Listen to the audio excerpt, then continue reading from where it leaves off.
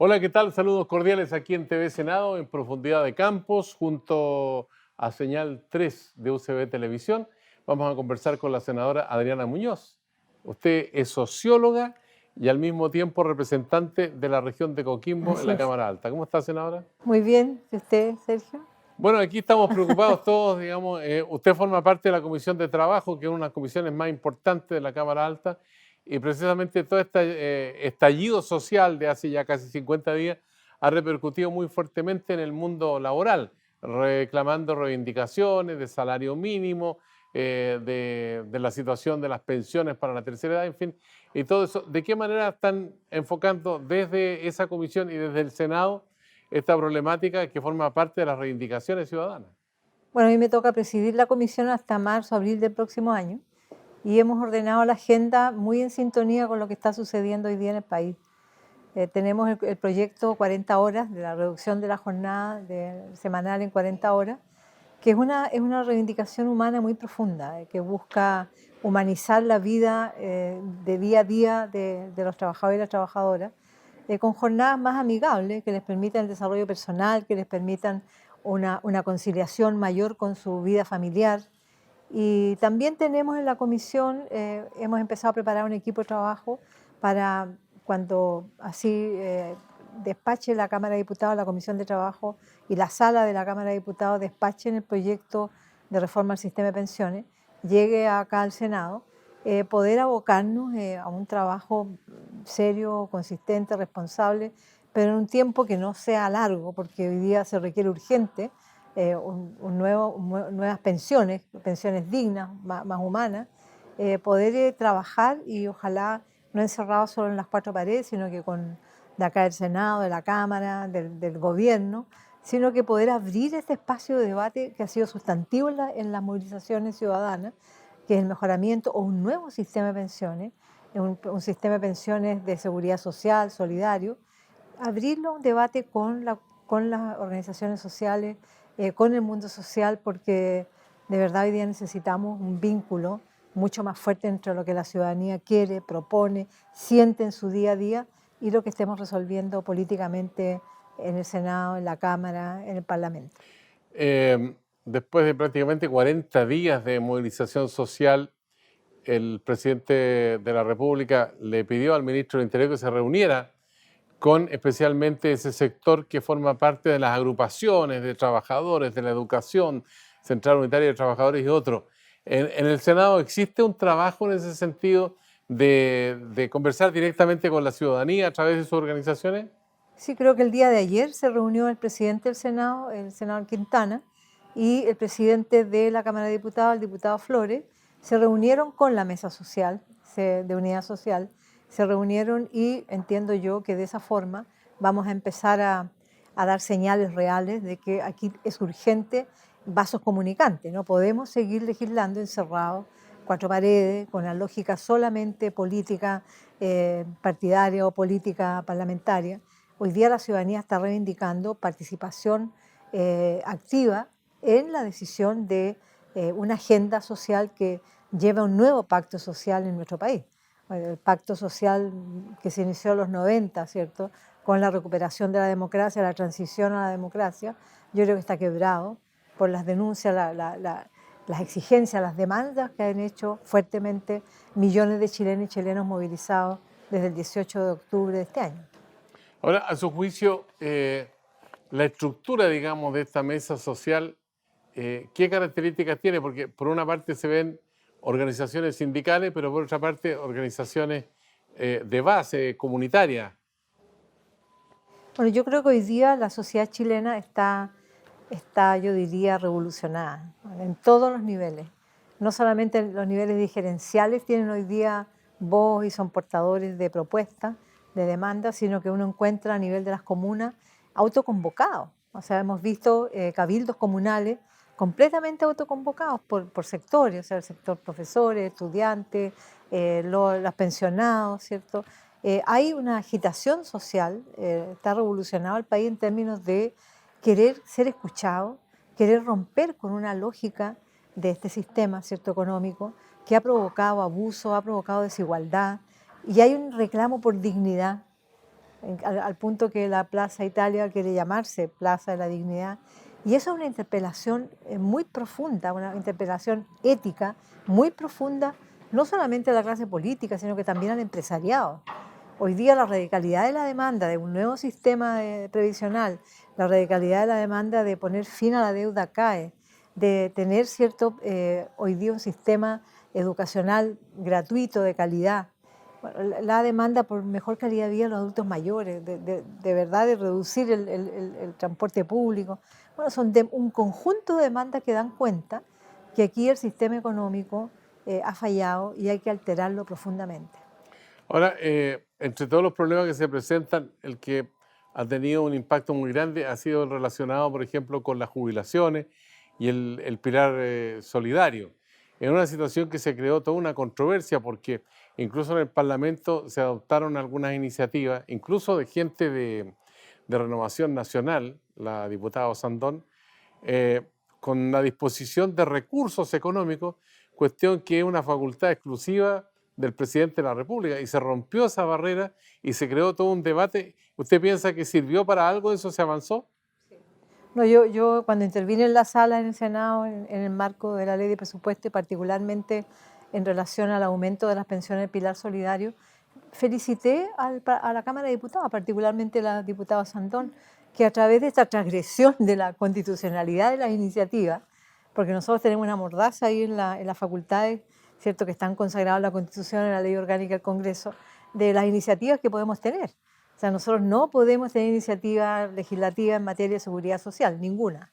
Entonces, proponer un aumento de las pensiones, por cierto, transgrede esa barrera, pero yo creo que fue muy importante lo que hicieron los diputados y las diputadas, de poner esta propuesta, ¿cierto?, de aumentar en 50% todo el pilar solidario, sin esta gradualidad que se instaló posteriormente, y que permitió que de un aumento del 20% que había propuesto el gobierno, pasara a un 50%, en gradualidad, por cierto, y con la misma universalidad que hoy día tiene, o sea, el 60% solamente de las personas que califican de acuerdo a requisitos de pobreza. Pero lo que permitió la decisión de la Cámara de Diputados fue abrir el debate.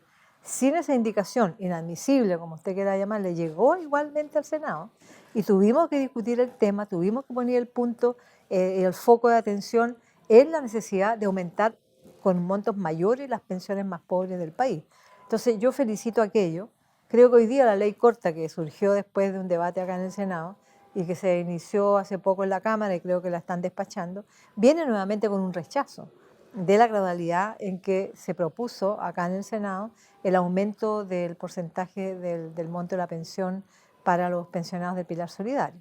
Entonces creo que aquí nuevamente se va a abrir, en el marco de la ley corta ahora que estamos debatiendo, se va a abrir nuevamente el monto de las pensiones y, por cierto, cómo se hace, si de inmediato afecta, impacta a todas las edades o se va a establecer esta gradualidad.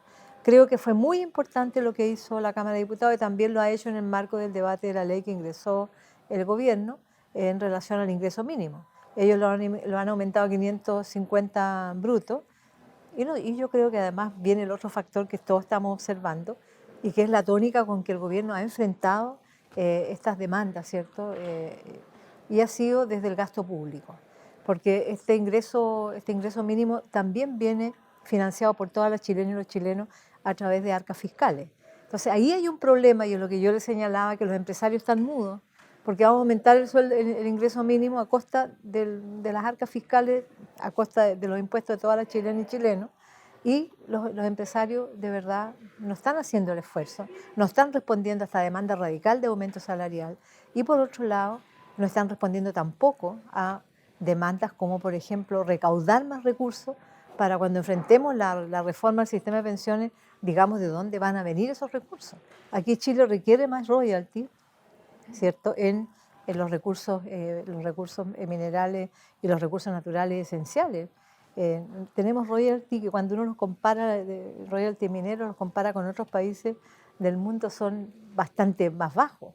Entonces hay que hacer un debate de una agenda en que el empresariado hable y digamos de dónde vamos a sacar más recursos y qué teclas del modelo neoliberal que tenemos vamos a tocar para alterar esta situación de desigualdad, ¿cierto?, de abuso que existe.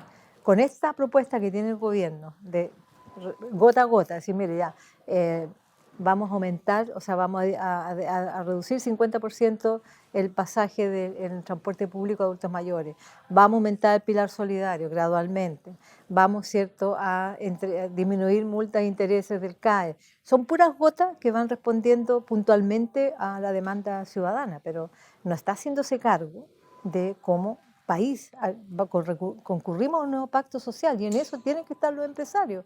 Son los que concentran la riqueza del país, son los que pagan, no todos, pero muchos empresarios, malos salarios, malas condiciones laborales. Se oponen a reducir las 40 horas porque dice que impacta en la productividad, o sea, siempre el énfasis, ¿cierto?, en la situación económica, el caos que se anuncia porque se toman estas medidas de igualdad, de seguridad para los trabajadores y las trabajadoras. Y creo que este debate tiene que finalmente hacerse a fondo, no de gota. Yo lo escucho con atención y todo eso demanda gasto. Entonces uno dice, bueno, se está tramitando una reforma tributaria que no tiene nada que ver con la anterior, porque la anterior tenía 800 millones de dólares para reintegrarlo a aquellos que se iban a descontar de los impuestos. O sea, favorecía al sector más rico de la población con la esperanza, decía el gobierno en ese momento con el ministro Larraín, de que esa gente invirtiera la plata, creara fuentes de trabajo y hubiera desarrollo, crecimiento económico. Pues eso ya no fue, es parte de la historia. Hoy día tenemos una reforma tributaria que recauda 2.000 millones de dólares. 1.000 millones los ponen los más ricos, pero hay otros 1.000 millones que los pone el común de la gente. O sea, con los impuestos a la plataforma digital, las aplicaciones y todo eso y otros más. Entonces uno dice, bueno, ¿esta reforma tributaria es suficiente para satisfacer la cantidad de recursos que se requieran para toda esta iniciativa y que sean recursos permanentes? Yo creo que hay que revisarla a la luz de las nuevas exigencias, las exigencias que siempre han estado, pero nunca se habían abierto, como lo logró la movilización social, y creo que hay que revisar la reforma tributaria. ¿Cómo vamos a aumentar, ¿cierto?, pensiones cuando analicemos el nuevo sistema de pensiones, de dónde van a salir recursos? ¿Ah? Porque no pueden ser todos fiscales. Fíjese que ahora anunció en esta agenda el ministro de Hacienda, en esta agenda que se presentó en el día de hoy acá en el Senado, anunció algo que ya había propuesto en el acuerdo que hicimos en el marco del pilar solidario, el aumento de las pensiones, y es que se va a inyectar fondos públicos a la vena, ¿cierto?, para cortar la transición del 5% que está, o el 6%, lo que decidamos, del aporte empresarial para la cotización previsional, que se hace gradualmente, o sea, ese 5% o 6% que no queremos varios, no es que los empresarios van a decir, mire, hoy día empiezo a cotizar yo, porque nunca ha cotizado el empresario, ha sido todo a costa de los trabajadores y las trabajadoras. Este 5% o 6% lo voy a entregar a los fondos de pensiones de los cotizantes. Pero no lo hace el 5% de una vez, es gradualmente en 10 años. ¿No? O sea que empieza de a poquito, de a poquito, de a poquito. Lo que, por cierto, el fondo, ¿cierto?, de acumulación de ahorros de los trabajadores no va a aumentar de inmediato para pagar mejores pensiones. ¿Qué es lo que hizo el gobierno? Inyectar 400 millones de dólares cada año, el primer y segundo año de la gradualidad, fondos fiscales, plata fiscal a la vena, para, ¿cierto?, empezar de inmediato a pagar, cuando ya entre en vigencia la nueva ley de pensiones, empezar a pagar mejores pensiones, pero con plata fiscal. Y los empresarios pasan piola, en mi opinión, ¿no? Porque podría ser exigido a ellos que entregaran, ¿cierto?, desde el primer año, no el porcentaje tan pequeño como está hoy día, 0,8 creo, haber dicho, bueno, ¿por qué no cotiza más para que las pensiones sean mejores? No, se le entrega la misma gradualidad de 10 años a los empresarios. Entonces yo creo que aquí hay que pensar, además de la reforma tributaria, hay que pensar en los royalties, ¿cierto? Usted habla de un royalty para las administradoras de fondos de pensiones. No, para la minería, para los recursos naturales. Pero también se ha hablado a las administradoras de fondos de pensiones que obtienen cuantiosas utilidades y que en un punto determinado, de ahí para arriba, puedan tributar al país para precisamente este gasto de tipo social. O sea, hay mucha plata acumulada en los fondos de pensiones y que se traslada casi en su totalidad, ¿cierto?, a el capital financiero acá en Chile o también al exterior. Entonces, esos recursos que son miles de millones de dólares, hay recursos. Entonces, no entiendo cómo el gobierno sigue inyectando plata pública al sistema, ¿cierto?, de pensiones. Yo creo que ahí ojalá el gobierno llegara con una agenda que toque el fondo de los cambios que hay que hacer. porque la Ya. agenda de hoy día son parches, son gotas con platas públicas y no responden la radicalidad de los cambios que son Ya. necesarios. Si no hay justicia, si no hay dignidad para Chile, no va a haber paz social. Eso es absolutamente, y no va a haber crecimiento, no va a haber desarrollo. Bueno, y es cuestión de sumar, restar para tomar conciencia de que hay que hacer los cambios que Chile hoy día está exigiendo. La senadora Adriana Muñoz, aquí en TV Senado, en Profundidad de Campos. Senadora, usted forma parte de la Comisión de Mujer, ¿no? Sí. Ya. Vamos a hablar de ese tema en los próximos minutos porque en relación con el plebiscito y también con la movilización, donde las mujeres, especialmente las más jóvenes, han tenido un protagonismo bien importante. ¿Qué le parece? Muy bien. En un momento volvemos con usted aquí en TV Senado junto con UCB Televisión Señal 3.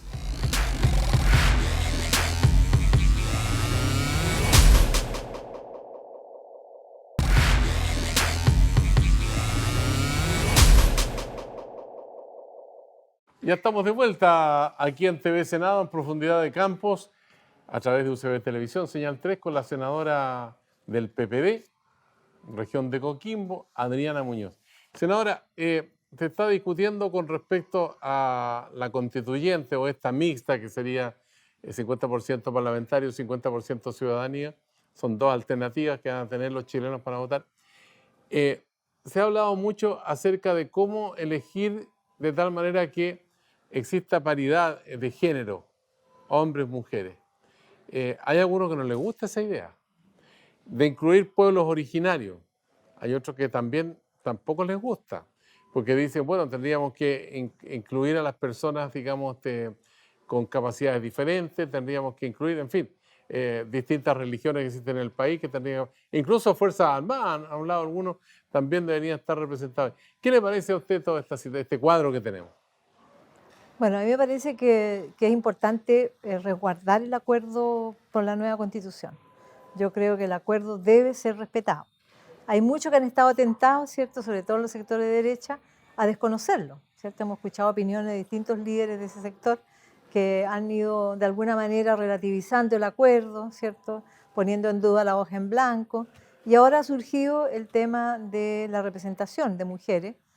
Las mujeres somos el 50% de la humanidad, somos el 50% de los electores, somos la otra mitad de la especie humana. Entonces, lo que hacemos las mujeres no es una demanda reivindicativa de una corporación, de un grupo, de iniciativa. No es un capricho, dice No es un usted. capricho, somos la otra mitad de la humanidad, así de claro. Y por tanto, en todos los lugares tenemos que estar igualmente representadas. Entonces, la demanda de paridad de género en la constituyente o en la comisión, en la constitución mixta, requerimos estar presentes en lo que somos. Los pueblos originarios son parte constitutiva de Chile. O sea, no es tampoco el ejército ni es un grupo reivindicativo sectorial, ¿cierto?, corporativo. Son los pueblos originarios de nuestro país. Entonces, creo que son dos elementos que deben estar presentes y deberían sectores, ¿cierto?, de derecha, fundamentalmente los colegas de la UDI, los partidarios de la UDI, de allanarse a esto. O sea, creo que poner cortapisas a que se lleve a cabo un acuerdo histórico, ¿cierto?, que ha sido transversal y que es el primer resultado y el primer triunfo de las movilizaciones ciudadanas que empezaron el 18 de octubre, porque nunca en 30 años logramos, la clase política, entrar en un debate serio de una nueva constitución. Siempre se habían hecho pequeños cambios, reformas, súper estrechas, porque estábamos sometidos a los 2/3, ¿cierto?, para poder llevar a cabo las reformas. Cuestión que nunca ha tenido la oposición en el Parlamento, nunca hemos tenido los 2/3, aunque hemos sido mayoría de votos en los últimos gobiernos, no tenemos los 2/3. Yo siempre pongo el ejemplo, la reforma constitucional del agua. Requerimos para que el agua sea de todas las chilenas y los chilenos, para que el agua sea de todos y no sea, ¿cierto?, propiedad de un grupo de personas que se adueñan de este recurso esencial para la vida humana, necesitamos 29 votos. Y la oposición hoy día, que tenemos mayoría, tenemos 24. Entonces, ha habido tope y tras tope para poder hacer cambios profundos al sistema que hoy día Chile reclama. Por eso que es tan importante resguardar este acuerdo de la nueva Constitución. Y yo de verdad recomendaría a los colegas que se oponen a realidades que son tan grandes como una catedral. Ahora, ¿sabe? A mí me llama la atención, no sé qué lectura tiene usted, porque una de las personas que se opone es ni más ni menos que la presidenta de la UDI, la senadora Jacqueline Van Rysselberghe, y ella es mujer, por supuesto, y no está de acuerdo con esa iniciativa. No, claro, porque hay un sector del país, fundamentalmente sectores de derecha muy conservadores, que no creen en la condición particular que tenemos las mujeres, la condición de género. No creen en las mujeres, que ellas parten de la base que somos iguales. Somos iguales ante la ley, la Constitución dice hombres y mujeres nacen en igualdad de derechos y condiciones, pero socialmente, sociológicamente, ¿cierto? La condición de la mujer y el hombre han ido constituyéndose en una desigualdad profunda, ¿cierto? La diferencia que tenemos, física, psicológica, quizás biológica, somos diferentes, pero culturalmente las sociedades han ido transformando esa diferencia en desigualdad. Y hay que reconocer esa desigualdad. Bueno, hay mujeres, hay personas que no reconocen que siendo, ¿cierto?, personas, iguales ante la ley, personas que, seres humanos, que nacemos en igualdad de condiciones y de derechos, la sociedad, ¿cierto?, va mutando esa condición en una desigualdad profunda y eso no se quiere reconocer, ¿cierto? Creen que podemos llegar a ser iguales a los hombres socialmente, sociológicamente, con nuestras propias pistolas, como se dice. No, si no necesitamos las cuotas porque, mira, nosotros podemos competir en igualdad de condiciones con los hombres. El problema es cuando nos ponemos en la meta para correr una carrera, por ejemplo, la carrera de elecciones de cualquier tipo, parlamentarias, ¿cierto?, municipales. Los hombres parten con unas zapatillas de alta velocidad.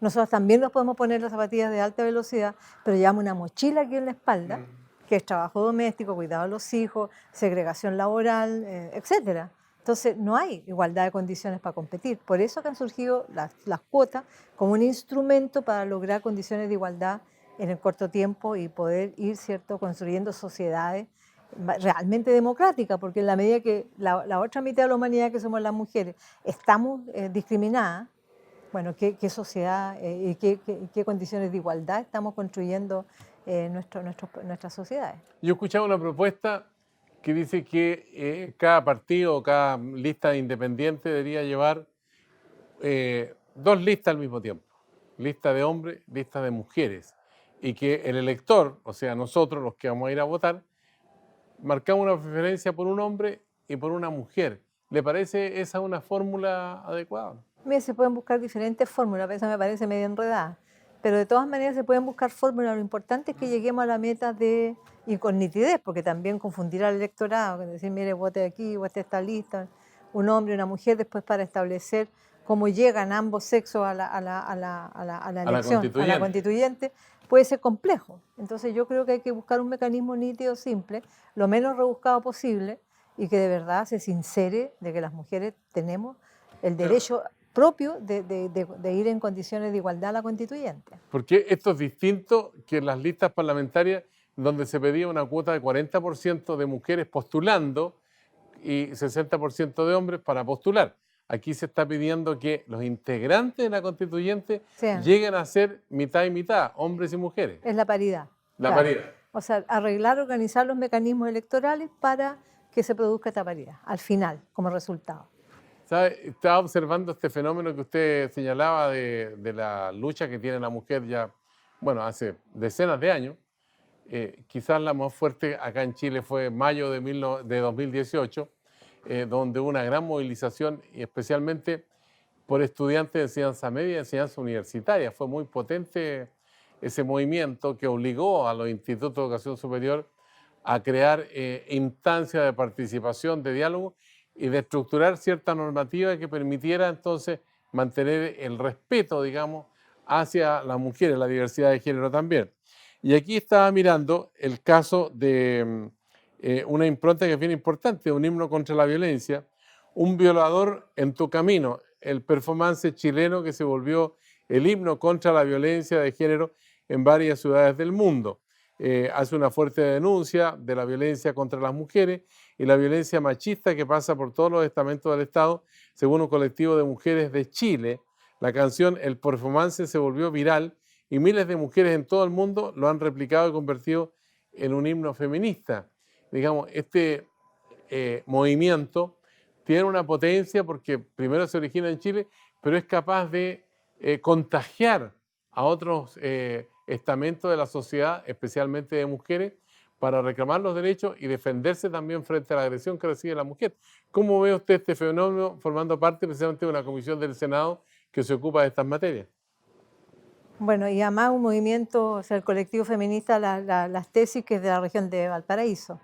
Bueno, yo Que como claro, las tesis nacieron aquí en nacieron Valparaíso. acá y son capaces de crear esta performance que ha cruzado el mundo. Entonces, es para felicitar y para enorgullecerse de que aquí haya surgido una creación que sintoniza con una situación cultural de millones de mujeres en todo el mundo.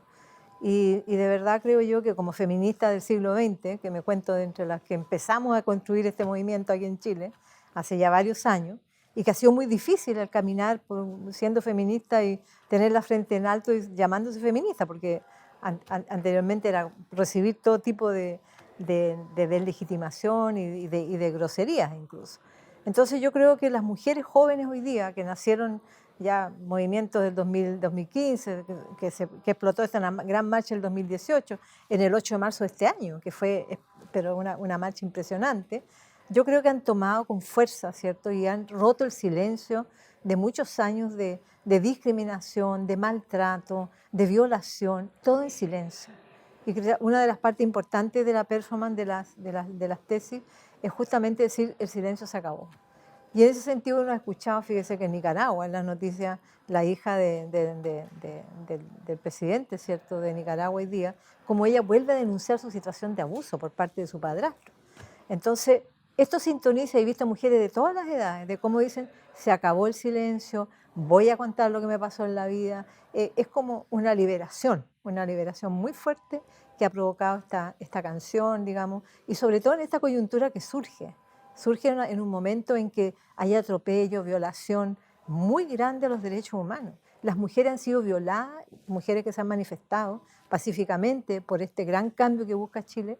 Estas mujeres han sido violadas en los cuarteles, han sido violadas, vejadas, ¿cierto?, desnudadas, y esa rabia surge nuevamente diciendo, mira, el violador eres tú, en vez haciendo sintonía con varios himnos, digamos, y surge en un momento de ira, de rabia, digamos, de confirmar una vez más que la violación a los derechos humanos además adquiere una forma de brutalidad física al cuerpo de la mujer, que es la violación. Entonces, yo creo que esto ha sintonizado, bueno, con las mujeres chilenas hoy día que están movilizadas, nacen en este momento, pero sintoniza con la situación de millones de mujeres. Yo he visto Francia, ¿cierto? Se ha visto Inglaterra, bueno, España, los países latinoamericanos. Yo creo que hay una rebelión de las mujeres muy fuerte a la violación, al daño, digamos, al abuso que también está presente en el cuerpo de las mujeres. Ahora, yo he visto que la plataforma digital le ha dado un gran impulso a este fenómeno con rápida propagación aquí en Chile y al resto del mundo. Y he visto, por ejemplo, en Twitter y en Instagram, de cómo se han ido también relatando experiencias que son terribles y que uno, cuando las lee, se da cuenta que lo que pensaba que había pasado es mucho más grande y más grave de lo que ha ocurrido hasta ahora. Hay chiquillas jóvenes incluso que cuentan su historia. Así es muy fuerte la historia de cada una de las personas, de cada una Que de eso las es abuso mujeres. de poder, ¿no? Es abuso de poder, o sea, ¿por qué al final una mujer termina siendo violada, abusada, eh, no sé, por un padrastro, por el propio padre, por los abuelos, ¿cierto? ¿Por qué sucede eso en una relación que es vertical, ¿cierto? Es el que está por sobre mí, o es el jefe, ¿cierto? O el marido, o el padre. Siempre hay una relación, ¿cierto?, jerárquica de poder, que al final se establece un control sobre la mujer, sobre su vida, sobre sus decisiones, sobre su sexualidad, y que el miedo, el silencio, al final ha ido encubriendo esta profundidad del abuso que existe cotidianamente en muchos sectores, transversalmente en distintos sectores sociales y culturales, porque uno dice de repente personas con poca información, con poca... No, esto es transversal, uno va conociendo casos, ¿cierto?, que de abusos a los hijos, a las hijas, en sectores pudientes, educados, como en sectores de menores recursos. Ahora, en el contexto del estallido social, hay una denuncia del Instituto Nacional de los Derechos Humanos, varias querellas, digamos, que se han presentado, casi 90, por violencia sexual, y hay 4 o 5 que son por violaciones directamente. Así es, bueno, la vejación ha sido grande en estos últimos días y uno se da cuenta cómo a mujeres y a niños, ¿cierto? Y a personas de la diversidad sexual se les ha abusado sexualmente, se les ha vejado, ¿cierto? Físicamente, con desnudos, ¿cierto? Con maltrato, con posiciones que se les exige poner en cuclillas, que lo revive la performance de las tesis. O sea, hay una vejación, el control, ¿cierto? Sobre el cuerpo es como la expresión máxima, yo diría, del dominio que ejerce el patriarcado sobre las personas. ¿Pero cómo se entiende que la policía presuntamente haya hecho esto? Bueno, nosotros la Comisión de Derechos Humanos que yo integro acá en el Senado, desde el día 1, yo creo que Alejandro Navarro como presidente de esa comisión ha tenido un papel muy activo, sobre todo en ser un canal de recepción de información.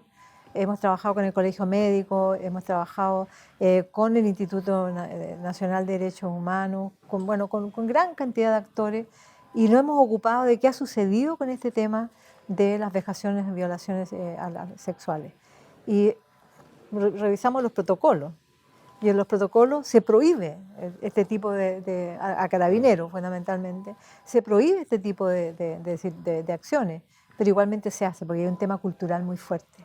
Muy fuerte, yo creo que carabineros, las Fuerzas Armadas van a tener que revisar no solo sus protocolos, porque eso puede estar escrito, puede ser letra, pero no es cultura, no es actitud, no es cambio de visión. Entonces creo que la formación en derechos humanos en estas instituciones va a tener que tener un énfasis muy fuerte en el respeto a las mujeres, en el respeto a las niñas, a los niños adolescentes y a las personas de la diversidad sexual, porque hay una situación de verdad de maltrato a todas estas personas, porque entendemos que hay un control, hay una autoridad, hay un poder que entiende que se puede hacer lo que quiera con ellas. Senadora Adriana Muñoz, se nos pasó volando el tiempo, así que Muy rápido, está entretenida la conversación. Sí. Muchas gracias a usted por conversar con nosotros aquí en Profundidad de Campos en el canal del Senado. Muchas gracias a usted. A usted gracias por la sintonía y siempre el canal del Senado y Profundidad de Campos conversando acerca de temas que importan a la sociedad. Será hasta la vista.